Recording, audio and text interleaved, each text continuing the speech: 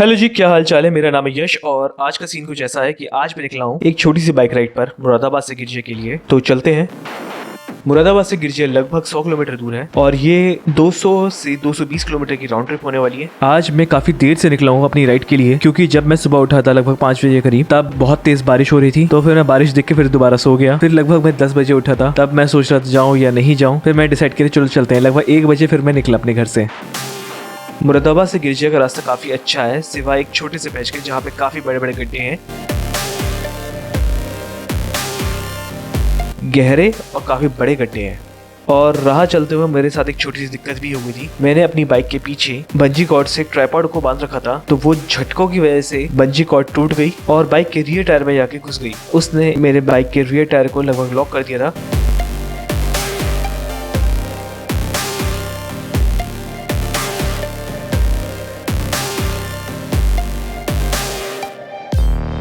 उस bungee cord को निकालने के बाद मैं आगे बढ़ चला। थोड़ी देर में मैं रामनगर पहुंच गया था। रामनगर उत्तराखंड के नैनीताल जिले का एक कस्बा है, जो कि नैनीताल से लगभग 65 किलोमीटर दूर है और देश की राजधानी दिल्ली से लगभग 250 किलोमीटर दूर है। और रामनगर को आप एक तरीके से जिम कॉर्बेट पार्क का एंट्री गेट भी कह सकते हैं। रामनगर में सबसे पहले मैं कोसी बैराज पे गया था।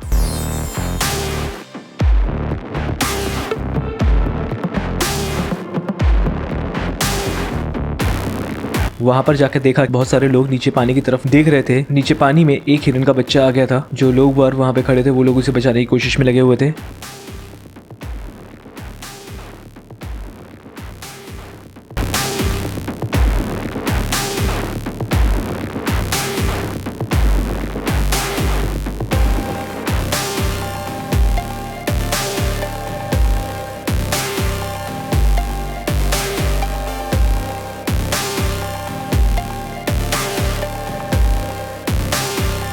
वहाँ पर मैं थोड़ी देर रुका, 2-4 मिनट, और वहाँ से मैं सीधे निकल गया गिरजा देवी मंदिर के लिए।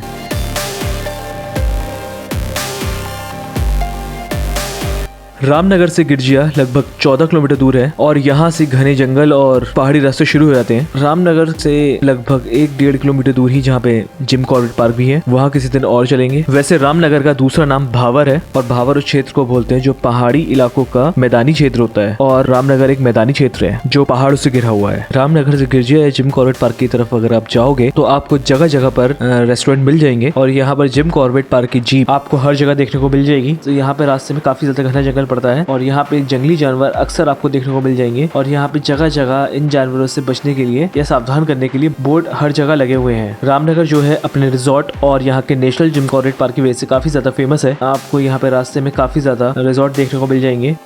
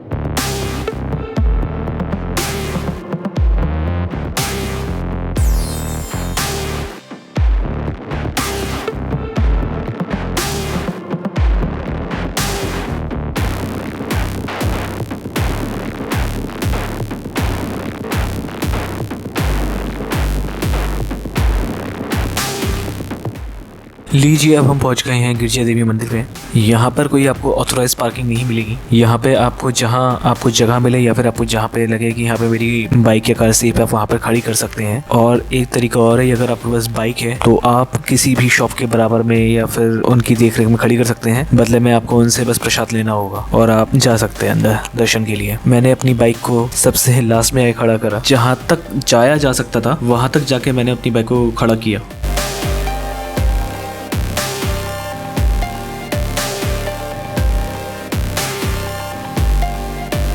गिरजा देवी मंदिर, यह मंदिर माता पार्वती के प्रमुख मंदिरों में से एक है। यह मंदिर कोसी नदी के बीच छोटी पहाड़ी के ऊपर स्थित है। यहाँ का खूबसूरत वातावरण यहाँ की खूबसूरती का एहसास कराता है। गिरिराज हिमालय की पुत्री होने के कारण इनका नाम गिरजा देवी पुकारा गया है। यहाँ माँ वैष्णवी के रूप में स्थित हैं। मान्यता है जहाँ देवी वैष्णवी के रूप में स्थित होती हैं, उनकी पूजा पुष्प और प्रसाद से की जाती है और जहाँ शिव शक्ति के रूप में होती हैं, वहाँ पर बलिदान का प्रावधान है। माना जाता है कि यह मंदिर कोसी नदी की बाढ़ में पहाड़ी समेत ऊपर से बहता हुआ आ रहा था, जिसे भैरव देवता ने आवाज देके रोका था, कहकर ठहरो बहना ठहरो, यहाँ पर मेरे साथ निवास करो। तभी से देवी वहाँ पर निवास कर रही हैं।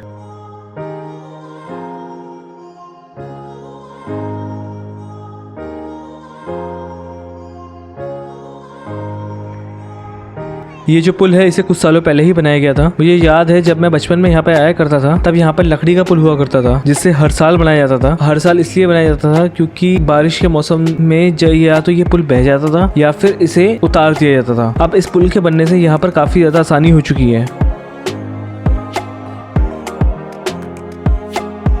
मैंने वहां पहुंचकर सबसे पहले प्रसाद लिया और अपना सारा सामान उसी शॉप पर रख दिया और मैं माता के दर्शन करने के लिए चला गया।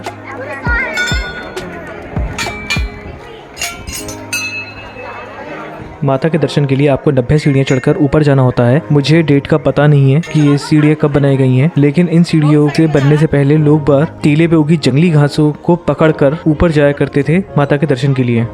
माता के दरबार में माता की मूर्ति के साथ साथ यहाँ पर सरस्वती माता की मूर्ति, गणेश जी की मूर्ति और बटुक भैरवनाथ जी की मूर्ति भी स्थापित है।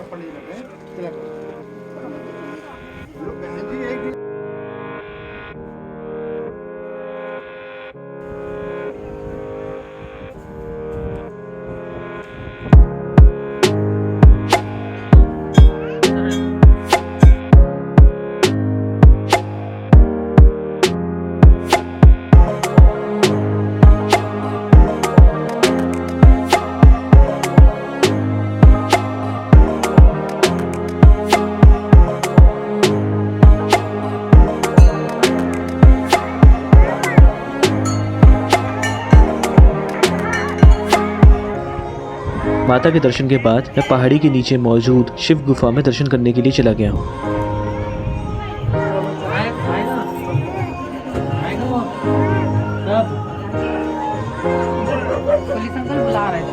चलो सब साथ में चलो, साथ में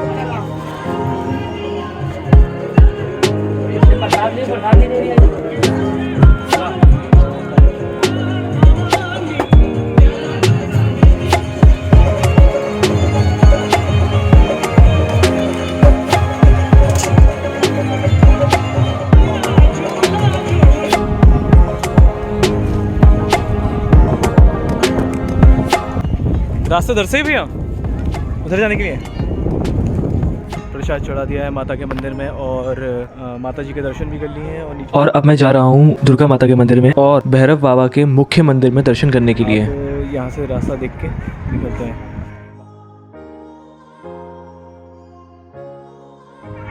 और ये रहा माता का मंदिर।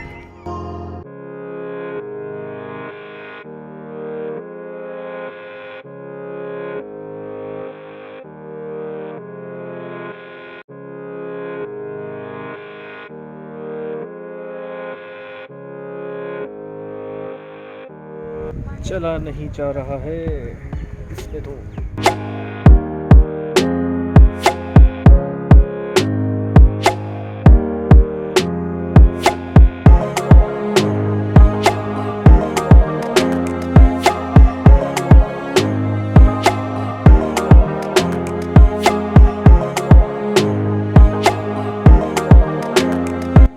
ट्रैकिंग ही होगी।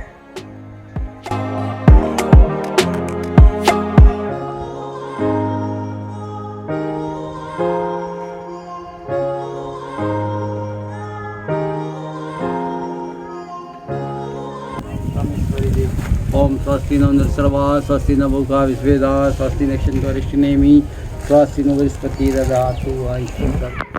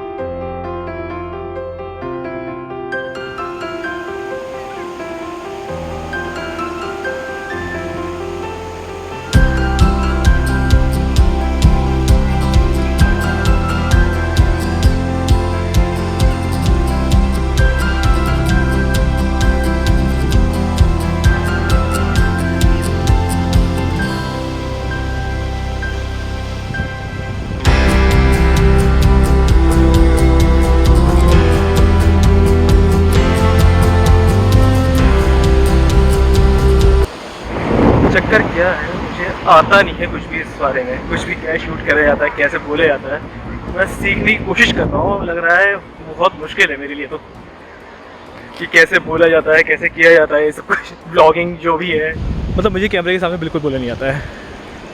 मुझे कैमरे के सामने, कि मुझे इंसानों के सामने बोलना नहीं आता। मैं ये तो कैमरा है, फिर भी मुझे बहुत झिझक है लोगों से मतलब सामने बोलने में। अब फ़िलहाल दर्शन हो चुके हैं। नदी में मैं नहा नहीं रहा हूँ, कोसी नदी में भी नहा नहीं रहा हूँ, डुबकी नहीं लगा रहा हूँ मैं। दर्शन के बाद फिर मैं उसी शॉप पर चला गया जहाँ पर मैंने अपना सारा सामान रखा था और जहाँ से मैंने प्रसाद लिया था। फिर थोड़ी देर मैं वहीं पर बैठा। फिर उसी दौरान एक कस्टमर आया जिन्होंने उनसे डिमांड करी कि उन्हें चाय या कॉफ़ी या फिर मैगी मिल जाए, तो उन्होंने मना कर दिया कि हमारे पास नहीं है, आप दूसरी शॉप पर जाकर ले लो। तो मैंने उनसे पूछा कि आप ये छोटा मोटा सामान रखते क्यों नहीं हो। तो उन्होंने मुझे बताया कि 2021 अक्टूबर में यहाँ पर बहुत भयानक बाढ़ आई थी जिसमें इनका सब कुछ बह गया। मतलब यहाँ पर 65 से 70 दुकानें थी, सब कुछ वहाँ उसी में बह गया था। और तब से इन्होंने धीरे धीरे करके अपने पैसे जोड़ जोड़ के अपने सामान बढ़ा रहे हैं। पहले इन्होंने प्रसाद का किया था, फिर उन्होंने सोडा शिकंजी का करा है, मतलब रख के अपनी शॉप पर धीरे करके पैसे जोड़ के अपना आगे बढ़ाएंगे, मतलब सामान रखना शुरू करेंगे। और दूसरी बात ये है कि यहाँ पर अक्सर शाम के टाइम, रात के टाइम हाथी आ जाते हैं और यहाँ पे दुकानों में तोड़फोड़ मचाते हैं। शायद इसी वजह से कोसी नदी में शाम 7 बजे के बाद नहाना वर्जित है। एक बात और भी है, जिस शॉप पर मैं गया था वो फ्रंट लाइन में नहीं, थोड़े पीछे की तरफ थी। तो जिस टाइम भीड़ नहीं होती है उस टाइम यहाँ तक कस्टमर आ नहीं पाता इनके पास तक, क्योंकि वो फ्रंट लाइन वाली शॉप पे ही सारा सामान लेके वहाँ पे चले जाते हैं। तो पीछे की दुकानों तक थोड़ा कस्टमर कम ही आता है जिस दिन भीड़ नहीं होती है। तो ये भी दिक्कतें हैं इनके साथ।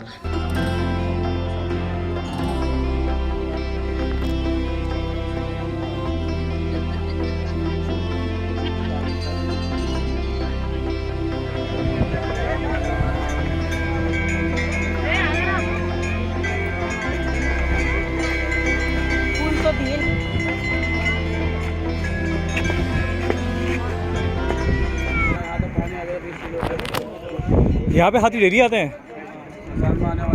हाँ, रात में आते हैं? जाता रोज माता 12 बजे जाता हूँ।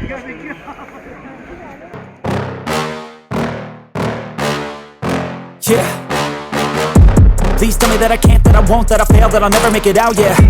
Please tell me all the bad, never good, fill my head full of every single doubt, yeah. Please say any negative thoughts, I pop off when I hear people say I cannot. I get off to the thought of proving everyone wrong, I won't stop to the top, so you better back off and get lost. I'ma stay last, never running now, never heading south. I'll be spreading out, call it what I'm out, can't put me down, I'll be getting loud. You can have it douse, not what I'm about, have your cloud. It be raining now, I keep making sound, go another round, I'm legend bound, can't stop me now. You don't wanna fuck with me, a slow burn like a disease. Just tell me that I can and I'll show you things that you couldn't believe. Just tell me that I can, just tell me that I can, just tell me that I can, just tell me that I can.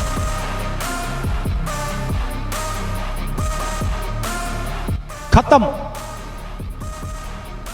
Bye bye, tata, goodbye. Just tell